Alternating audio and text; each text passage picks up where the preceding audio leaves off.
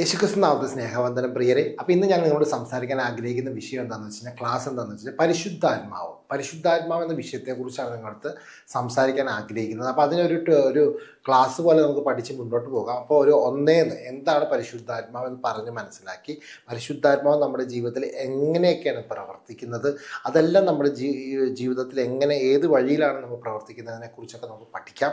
അപ്പോൾ ആ വിഷയത്തെക്കുറിച്ച് നിങ്ങളുമായി സംസാരിക്കാനാണ് ആഗ്രഹിക്കുന്നത് പ്രിയരെ. അപ്പോൾ നമ്മൾ ഒരു കാര്യം നിങ്ങൾക്ക് പറഞ്ഞേൽപ്പിക്കാം. നമ്മൾ പരിശുദ്ധാത്മാവിനെ കുറിച്ച് നമ്മൾ കേട്ടിട്ട് പല ആളുകളുടെ അകത്തും പല ചിന്തകളാണ് ഇരിക്കുന്നത് അല്ലേ. ചില ആളുകൾക്ക് പരിശുദ്ധാത്മാവ് മാളിക മുറിയിൽ വന്ന ഒരു വലിയൊരു ശക്തി. ചിലവർക്ക് വിചാരിക്കുന്നത് പാസ്റ്റർമാർ, പുരോഹിതന്മാർ, അച്ഛന്മാർ തലയിൽ കൈവെക്കുമ്പോൾ കിട്ടുന്ന എന്തൊരു ശക്തി. ചിലവർ പല രോഗങ്ങൾ സൗഖ്യമാകുമ്പോൾ ലഭിക്കുന്ന ഒരു ശക്തി. അങ്ങനെ നമ്മൾ പല പല ചിന്തകളാണ് നമ്മുടെ മനസ്സിൻ്റെ അകത്ത് വെച്ചിരിക്കുന്നത്. ഇതെല്ലാം നമ്മൾ എന്ത് സംഭവിച്ചിരിക്കുന്നു, കേട്ടതും പറഞ്ഞു തന്നതുമായ കാര്യങ്ങളാണ് നമ്മൾ മനസ്സിലാക്കി വെച്ചിരിക്കുന്നത്. അപ്പോൾ ഇതുകൊണ്ട് എന്ത് സംഭവിക്കുന്നത് വെച്ചാൽ, ഒത്തിരി സംശയങ്ങൾ ഉണ്ടാവും. പരിശുദ്ധാത്മാവ് എങ്ങനെയാണ് പ്രവർത്തിക്കുന്നത്, അപ്പോൾ എന്താണ് പരിശുദ്ധാത്മാവ് എങ്ങനെ ഇരിക്കുന്നത്, അങ്ങനെ പല പല സംശയങ്ങളും നമ്മുടെ ഹൃദയത്തിനകത്ത് ഉണ്ടാകാറുണ്ട് പ്രിയരെ.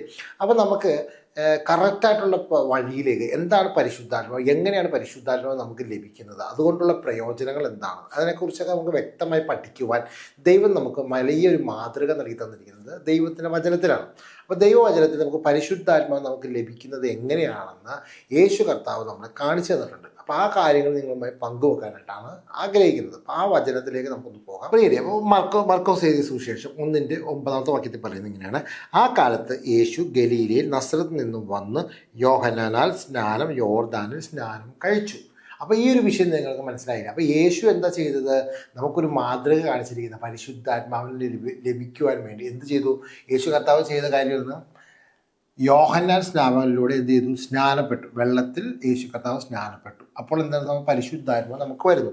അപ്പോൾ ഈ കാര്യങ്ങൾ കഴിയുമ്പോൾ, ഈ വെള്ളത്തിൽ മുങ്ങി സ്നാനപ്പെട്ടപ്പോൾ എന്ത് സംഭവിക്കുന്നു, എന്ത് സംഭവിക്കുന്നു നമുക്കൊന്ന് നോക്കാം. അടുത്ത വാക്യം പറയുന്നത് ഇങ്ങനെയാണ്: യേശു വെള്ളത്തിൽ നിന്നും കയറി. അപ്പോൾ യേശു എന്തായാലും വെള്ളത്തിൽ നിന്നും കയറി ഉടനെ ആകാശം പിളർന്ന് ആത്മാവ് പ്രാവെന്ന പോലെ അവൻ്റെ മേൽ. അപ്പോൾ ഇവിടെ 2 പോയിന്റാണ് നമുക്ക് മനസ്സിലാക്കേണ്ട പ്രിയരെ.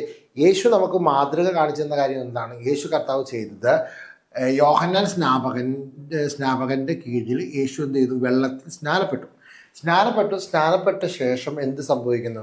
വെള്ളത്തിൽ മുങ്ങി, യോർദാൻ നദിയിൽ മുങ്ങിയിട്ട് പൊങ്ങിയപ്പോഴത്തേക്കും യേശു കർത്താവിൻ്റെ ഉള്ളിലേക്ക് ആകാശം പിളർന്നിട്ട് ഒരു ആത്മാവ് പ്രാവെന്ന പോലെ യേശുവിൻ്റെ അടുക്കിലേക്ക് ഇറങ്ങി വന്നു. അപ്പോൾ ഈ പ്രാവെന്ന പോലെ എന്ന് പറയുന്നത് എന്താ?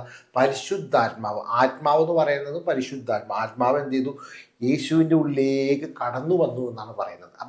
അപ്പോൾ നമുക്ക് ഈ ഒരു കാര്യത്തിലൂടെ നമുക്ക് മനസ്സിലാക്കാൻ പറ്റിയ ഒരു കാര്യം എന്താണെന്ന് വെച്ച് കഴിഞ്ഞാൽ, നമ്മുടെ ആത്മീയ ജീവിതത്തിൽ പരിശുദ്ധാത്മാവിന് ലഭിക്കുന്ന വഴികൾ അത് നമ്മൾ മനസ്സിലാക്കി കഴിഞ്ഞാൽ, പരിശുദ്ധാത്മാവ് ലഭിക്കുന്ന അവിടെ നിന്നും ഇവിടെ നിന്നും അല്ല, നമ്മൾ എപ്പോഴും മനസ്സിലാക്കണം, സ്നാനം ഏൽക്കുമ്പോഴാണ് നമുക്ക് എന്ത് സംഭവിക്കുന്നത്? പരിശുദ്ധാത്മാവിനെ നമ്മുടെ ഉള്ളിലേക്ക് ലഭിക്കുന്നത്. അതാണ് യേശു നമുക്കൊരു മാതൃക കാണിച്ചു തന്നിരിക്കുന്നത്. അപ്പോൾ നമുക്ക് ഈ ഒരു കാര്യം നിങ്ങൾക്ക് മനസ്സിലായി എന്ന് വിശ്വസിക്കുന്നു. അപ്പോൾ നമ്മുടെ അടുത്തൊരു വിഷയം എന്താണെന്ന് വെച്ച് കഴിഞ്ഞാൽ, നമ്മുടെ മനസ്സിനകത്ത് ഒത്തിരി സംശയങ്ങൾ കടന്നു വരും അല്ലേ.